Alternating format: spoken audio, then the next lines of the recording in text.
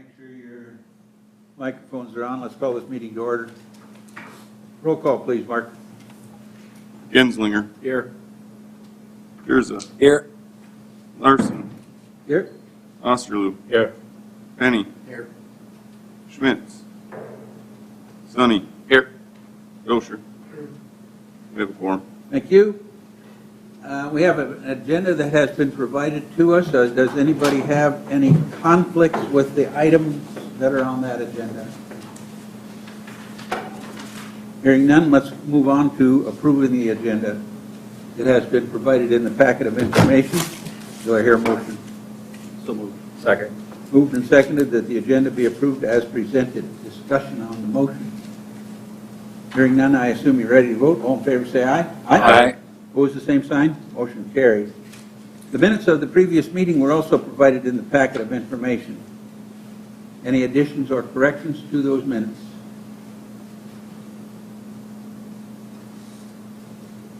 Hearing none, we are ready for a motion. So move. Second. Moved and seconded that the minutes be approved as presented. Discussion on the motions. Hearing none, I assume you're ready to vote. All in favor say aye. Aye. Opposed, same sign. Motion carries. The next item is a schedule for the meeting of the 14th at noon. Do I hear a motion to approve the blanket? So moved. Second. Moved and seconded that the blanket be approved for the 14th of November at 12 o'clock noon. Discussion. Hearing none, I assume you're ready to vote. All in favor say aye. Aye. Opposed, same sign. Motion carries. The ordinance 02022-17, amending the Titles 10 zoning regulations, indoor crop production. Mark, talk to us a little bit about that whole scenario, even though we had information in the packet. Yep, so as you recall, TGI came to us wanting to come to town, and we didn't have anything that fit in the ordinance for what they were looking to do.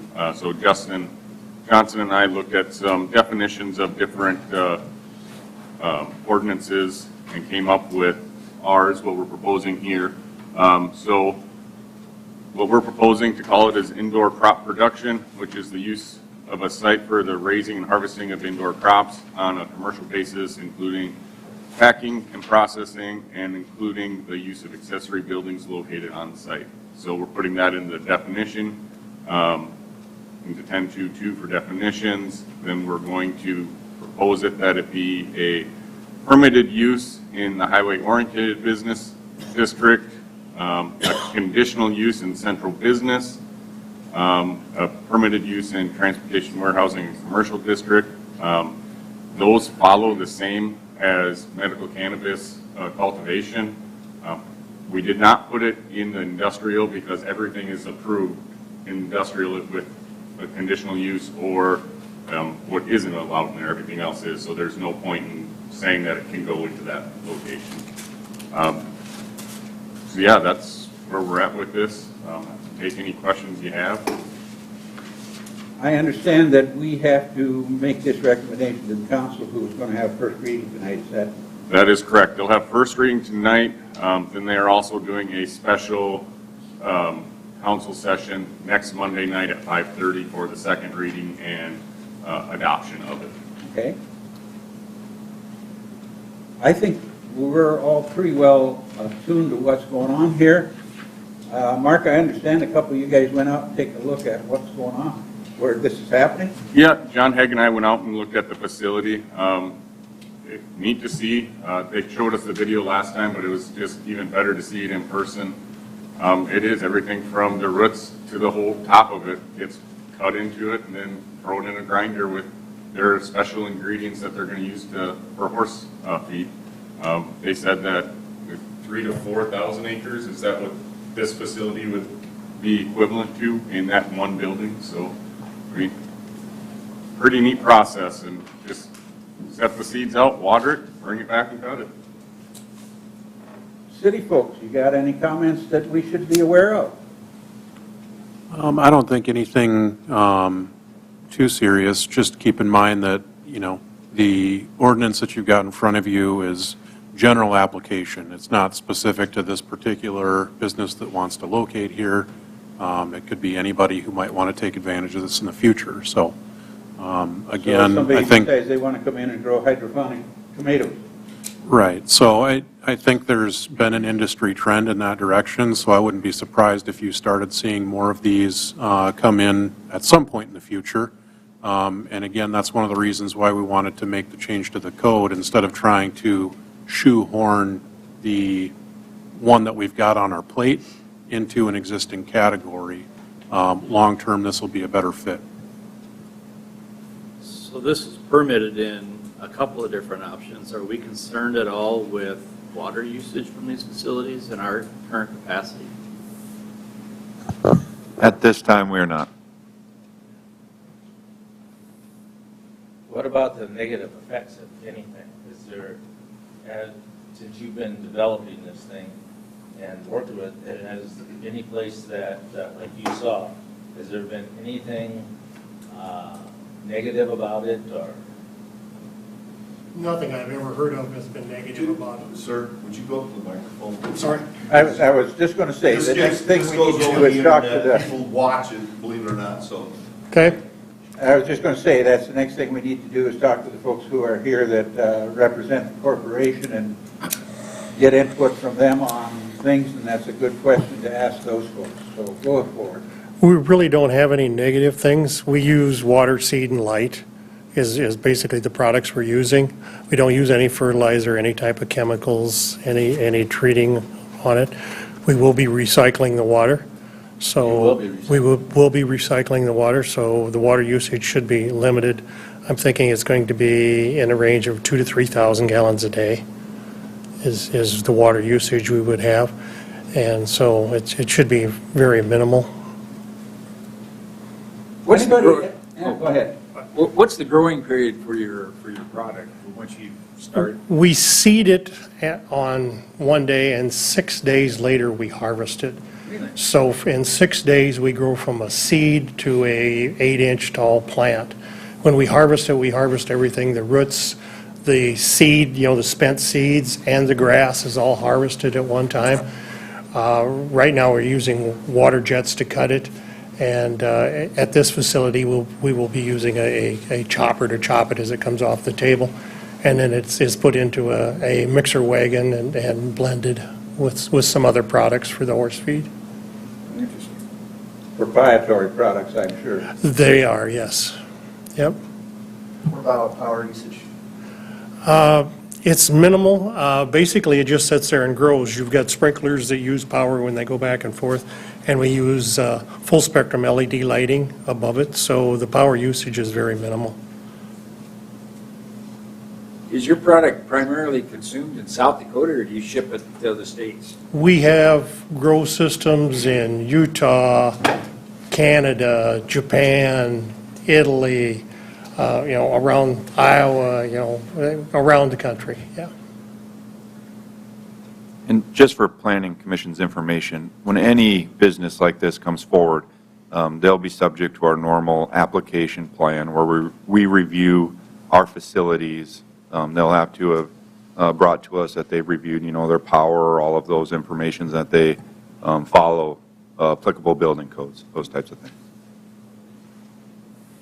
Anybody else got any questions or comments from either the audience or this commission? Go ahead. Phil. Go ahead. Please introduce yourself so those that are watching on TV can tell who you are. Hi, I'm Jill Weber. I'm just here as a resident of Mitchell. I guess my only concern with this is what does this open us up for in the future as other possibilities of indoor crop production? I don't have any issues with this particular facility, but other facilities, to me, agricultural should stay outside of city limits. That's how I feel about it. I just have concerns with future possibilities of what this could open Mitchell up to. Well, let me make a comment. It's probably been 40 years ago. I did a master's thesis when I was in college on producing food within urban areas. And the whole purpose of that thesis was to look at how we conserve energy of transportation. We are able to grow things that are protected where you don't have to worry about weather destroying it. And speed of what this gentleman is saying, to grow something in 6 days. That's pretty much impossible out in the normal elements. But anyway, to make a long story short, I think there's a real need for something like this in urban areas. It saves a lot of certain kinds of energies that are basically wasted and harmful to the environment. I know the downside is these facilities are expensive to build. They have a lot of systems and enclosures and things like that, but personally, after doing this thesis that I worked on for a long time, I was convinced that the world would be a lot better off if you could grow food closer to where you consumed it. This is a little unusual where they're growing horse feed, but horses have to eat too, I guess. But in terms of looking at the big picture of things, I think it's a tremendous idea, and like I said, I think the reason why it hasn't caught on to be more prominent is because it's technical type operation. It's expensive, and there are a lot of hydroponic systems currently that, and probably 90% of the tomatoes you go get from the store are grown hydroponically, and lettuce, and there are all kinds of vegetables and things like that. But the systems are in operation now. They have been for a long time, and they're certainly profitable. And I think in the long run, they do save a lot of the environment to where the environment isn't destroyed. I just want to make a quick comment. On my way up here from down south, I noticed these huge wind farms in Oklahoma and Kansas, and 50% of them aren't even moving. They have them shut down where the blades don't even turn. And that kind of thing is kind of damaging to the environment. And I think we just have to look at different ways of doing things to help save the environment. And I think hydroponics is a step in the right direction in that area. I wouldn't be concerned about changing your life, whatever it may be, in living in the city. I just don't think it's going to affect anybody one way or the other. It's an enclosed operation primarily, and I think it's good personally. So. Great.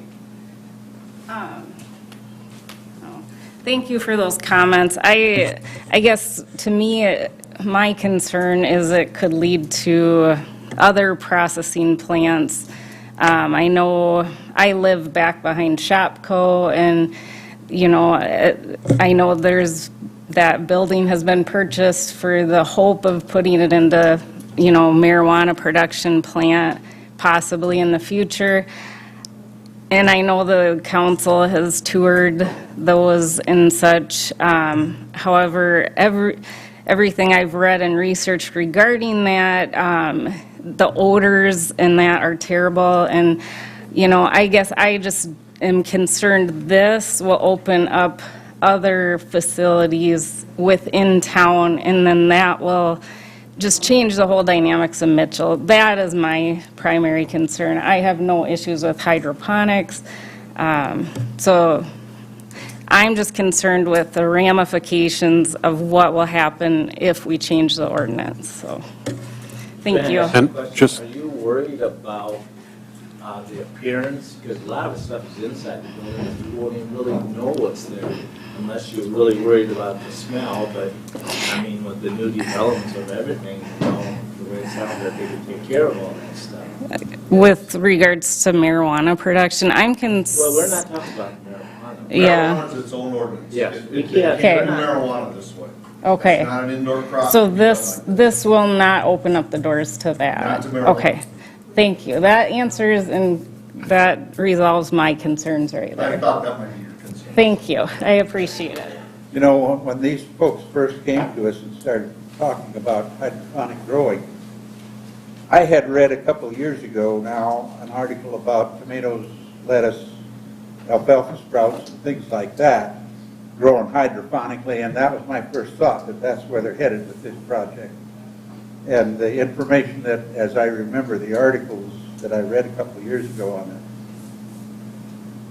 that's another possibility coming down the road, I think. I really do. And, you know, especially things like tomatoes and lettuce and alfalfa sprouts, I mean, we could have a grower here that produces that kind of stuff and sell it locally, I'm sure, that would make everybody happy. Because it'd be nice and fresh. So, but that's my first thought when I heard these folks talking about that. So, and yeah, we are always concerned here at the Planning Commission about what we do.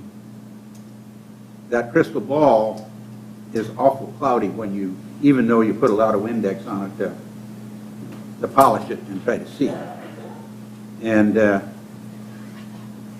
way this is worded, I don't think it's going to be an issue. I think it's going to have to be looked at carefully by, as our city engineer talked about, anything that's coming.